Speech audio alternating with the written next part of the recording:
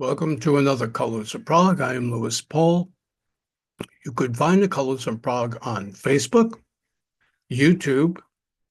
There's a Facebook page called Colors of Prague, and there's a YouTube channel where I post these two. Um, Hopefully, in the future, we will find another platform. We also used to be on a Podbean, but we are no longer on there.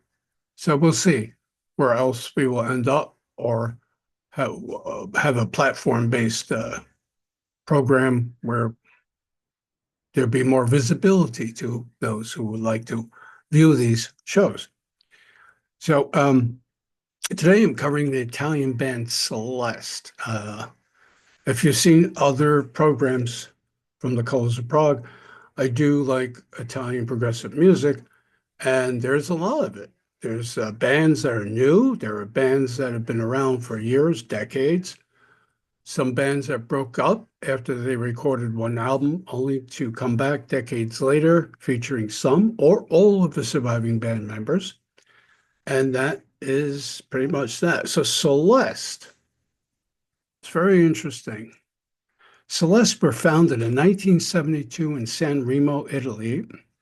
Originally, there was a female English singer named Nikki Barton, and she played some gigs with the band.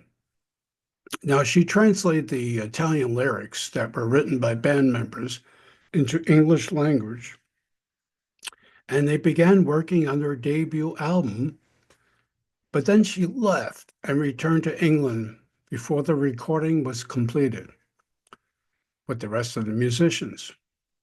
Now, the rest of the musicians on the original Celeste album were Mariano Schiavalloni on guitars, violin, and viola, Leonardo Ligorio on guitars, keyboards, flute, sax, mellotron, arp, synth, the early version, I assume, Giorgio Battaglia on bass, guitars, and vocals, and Ciro Porino on vocals, percussion, flute, recorder, mellotron, and xylophone. Now, the debut record sat unreleased for some strange reason until it appeared in 1976 on the small Grog label, known alternately as Celeste and Il Principe di un Giorno. It is well reviewed and regarded as quite the debut. It's a pastoral, symphonic, almost dreamlike affair with wonderful, mostly acoustic passages that are perfect to relax to. Now, I'm not saying it's new age music or relaxation music, but as symphonic prog, it's just gorgeous sounding stuff. Now, so else does it sound like? So the debut and some other albums of theirs are likened to the softer moments of early King Crimson, a band that toured quite often in its earliest days. And one can hear the more quieter moments of Yes and possibly Genesis. But moreover, there's a definite PFM influence. The PFM is a major Italian progressive music band then, as is now, as they are now. And they are certainly an influence on this band. You could hear it. Unfortunately, after the debut album, and remember, this was not released until 76, Celeste, there was a lineup change, and they had oriented toward a more jazz rock pop sound. But by 1977, they split up. So there was an album released in 1991 as Celeste 2 by yet another small Italian independent label. It really did not sound all that much different from the debut side, again, from the jazzier and pop moments. Now, some modern day collectors appreciate the album, but it was pretty dismal commercially, and it just failed to do anything. I Sono Fair, the Dance of the Sounds, was released in 1992 on Mellow Records.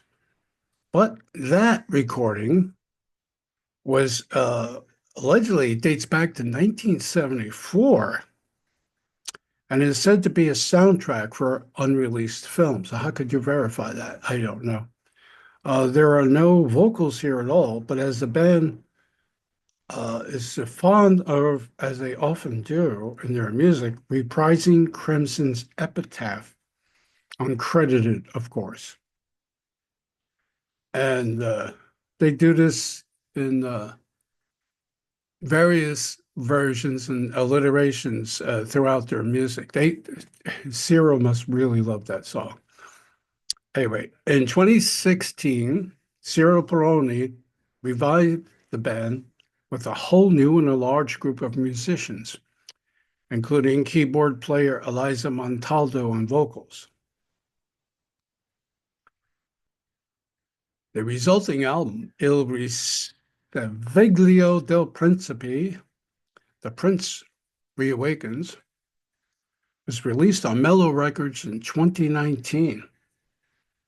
It's considered the true second album by Celeste, and it's a true follow-up to the debut recorded in 1973.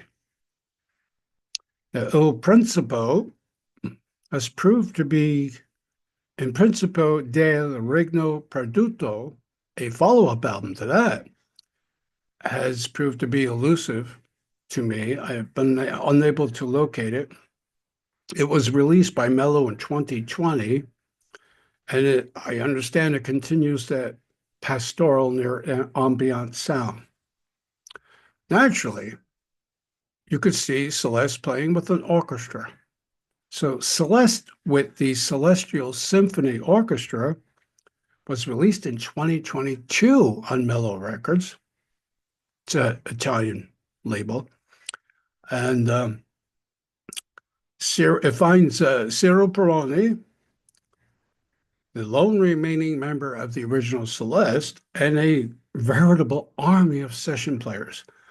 And in addition, there's a studio-bound orchestra containing 4 violinists, 2 viola players, and a cellist. They're really quite ambitious on this one. It also features a new female singer named Inez Alaprande, and she's a welcome addition to the band. And she contributes to more than half of the 13 tracks.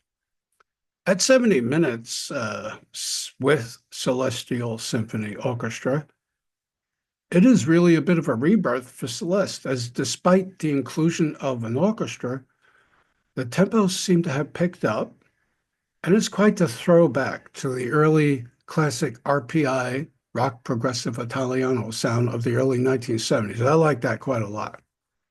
Wait, there's more.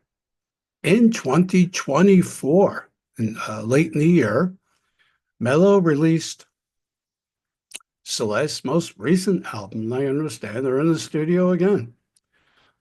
Esci di un futuro passato, Echoes of a Future Past, features Cyril Perino, again, the lone original remaining member of the original Celeste, and looking a healthy 74 years of age, and the core band from the last few albums, in addition to the returning Inez Alaprande on vocals. Now, this time is a little different. There's some vaguely Middle Eastern type signatures here, and they find their way into the near ambient, definitely meditative sound of Celeste's newest album.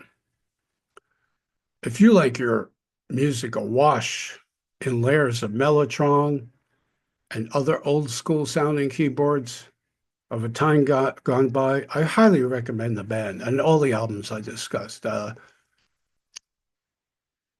It's just, they're a gorgeous sounding band, symphonic, progressive music, and Celeste is a personal favorite of mine. I actually often listening to this new acquisition of an older album, going back to other music, and I'll say, I'll pull this out. And it's just so gorgeous to listen to. So I highly recommend the music of Celeste. Have a great day.